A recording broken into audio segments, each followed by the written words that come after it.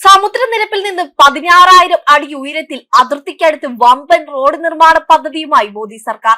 ഉത്തരാഖണ്ഡിലെ നീലാപാനിയിൽ നിന്ന് മുലിംഗ്വ വരെ, അതായത് ഇന്ത്യ ടിബറ്റ് അതിർത്തി വരെ നീളുന്നതാണ് പദ്ധതി. അതിർത്തി സുരക്ഷ ശക്തമാക്കുന്നതിന്റെ ഭാഗമായിട്ടാണ് നടപടി.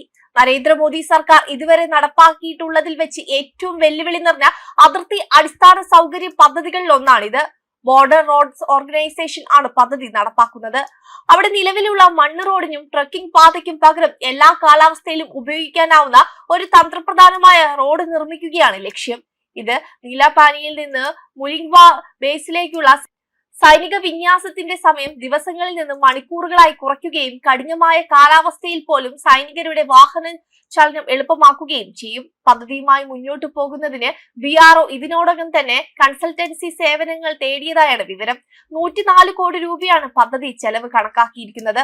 സമുദ്രനിരപ്പിൽ നിന്ന് ഏകദേശം 16,134 അടി ഉയരത്തിൽ സ്ഥിതി ചെയ്യുന്ന സീസണൽ പർവ്വത പാതയാണ് മുലിംഗ്വ. ഇന്ത്യയുടെ ഉത്തരാഖണ്ഡ് മേഖലയിലെ ചൈനയുടെ ടിബറ്റൻ പ്രദേശവുമായി ഇത് ബന്ധിപ്പിക്കുന്നു. ചരിത്രപരമായി മുലിംഗ്വ ഒരു പരമ്പരാഗത ട്രാൻസ് ഹിമാലയൻ വഴിയായിരുന്നു. ആധുനിക അതിർത്തി നിർണയങ്ങൾ കർശനമാക്കുന്നതിന് വളരെ മുമ്പ് തന്നെ വ്യാപാരികളും ഇടയന്മാരും അതിർത്തി കാവൽ സേനയും ഈ പാത ഉപയോഗിച്ചിരുന്നതാണ്.